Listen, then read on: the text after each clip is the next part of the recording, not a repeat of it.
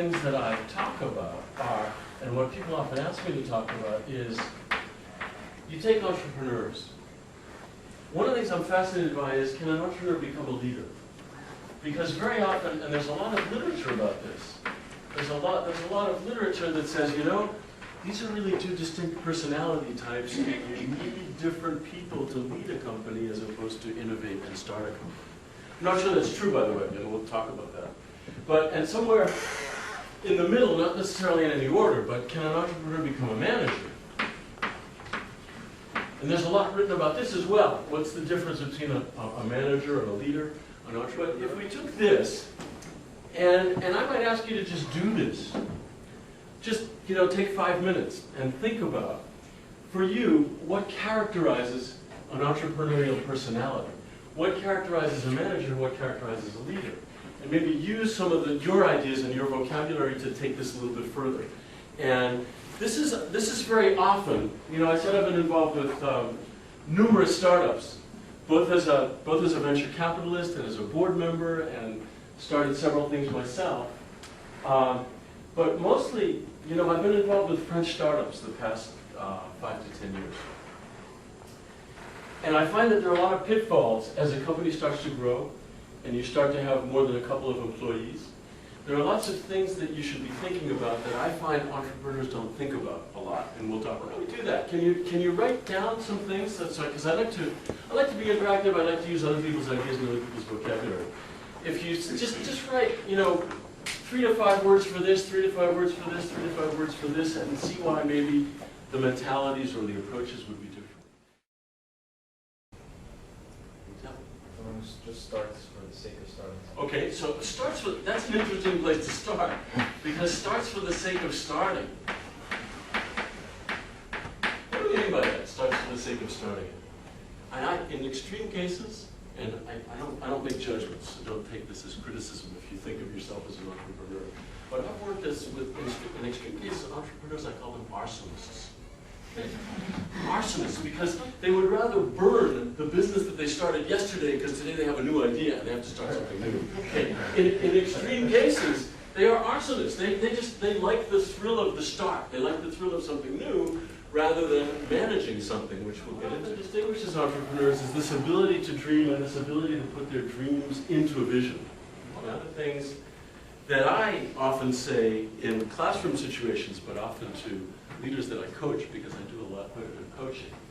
You know, you have to discover who you are and be true. You know, the essential lesson of all of this, I hope, is not to say, well, you know, I can't have a narcissistic personality, or I should, or whatever.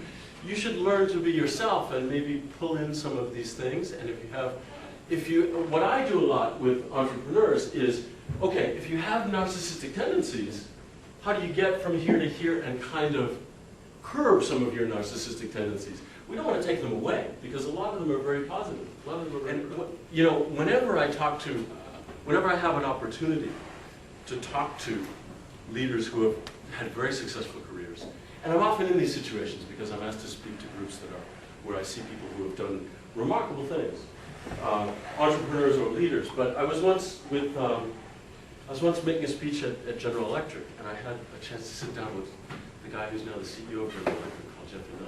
I always ask these questions because I'm very curious. So, you know, how much time do you think you spend reflecting? And he said, probably 25 or 30%. And I thought that, you know, that's an enormous amount of time for a very busy CEO of a 200,000 person company and one of the world's most admired companies. He's actually spending a lot of time in reflection. We are moving to management. We are moving to management, and I think managers do think in small steps. Of necessity, they think in small steps. Yeah? I'd like to have an answer to the question, how do you make the inverse case? To make somebody listen to you. To make somebody listen to you. Just teaching. That's a bit hard. It depends who the somebody is. And it depends, I mean, somebody you have no authority over? Somebody you have no authority over? Or someone who doesn't know how to listen? Second. Okay, someone who wants to learn to listen, or someone who has no desire to learn to listen? I don't know. But, well, I mean, I think, is it someone that you have, that you work with? Is it someone that you have, Is it somebody that you could help or coach? Is it somebody that... Actually, it was like this for me. Before, I could not listen. I had always these ideas. I had to jump from one idea to the other. And then I learned to not to tell my ideas, just to wait until he's finished. And now my partner is in that same situation. I understand him very well, but it's very hard. You have to fight the place you work, because otherwise you're interrupted. Do you know what works? And this is going to sound silly. 5 or 10 years ago, I would have thought this was silly. But, you know, it's really hard. I've found over the years that it's really hard to moralize to people and to preach to people. In other words, if you confront someone, you confront me and you say, you know, you're really not a good listener, and I'd like you to listen to me more. People kind of back off from that. Right? You just told me a story, okay? And if you could make that story personal about a way that you learn to listen, that's an interesting story, and you kind of sit down, you get out of the business setting, maybe go have coffee, and just the story comes up as opposed to, I'm going to tell you something. Storytelling is very, very powerful because lecturing to people and preaching to people is threatening. I back off. We all back off when people say, there's something you're doing wrong and I'd like you to do it better, right? You can get to the same result by sitting down with someone, and especially someone you work with a lot. Find an opportunity to tell a personal story about something that you learned that maybe is going to create a story in his mind about, I should learn that as well.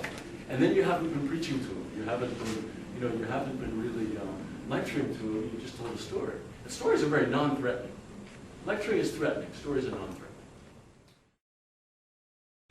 I'll give you one image that I really like because I've spent a lot of time, and a lot of my life has been in South America, and I took people guiding, mountain guiding. I like the image of, we're going to climb a mountain, and leaders decide which mountains to climb because they look interesting.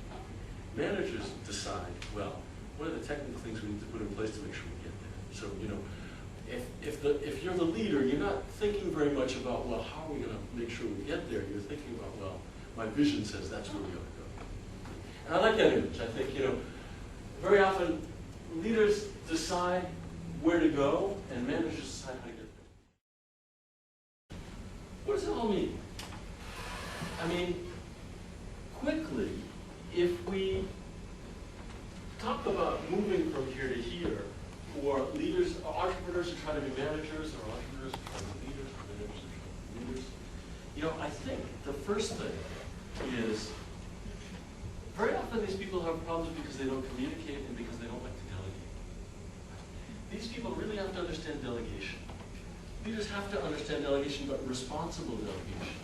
Responsible delegation meaning they really delegate responsibility as well as just delegating tasks. Because sometimes what happens is people aren't able to get from here to here because these people are good at delegating tasks. One of the distinctions, I think Venice makes this distinction, is managers tend to live in the world where we require, and leaders live in the world where we inspire. In other words, you can't get people to think faster and to work harder with their minds by requiring them to do it. You can inspire them.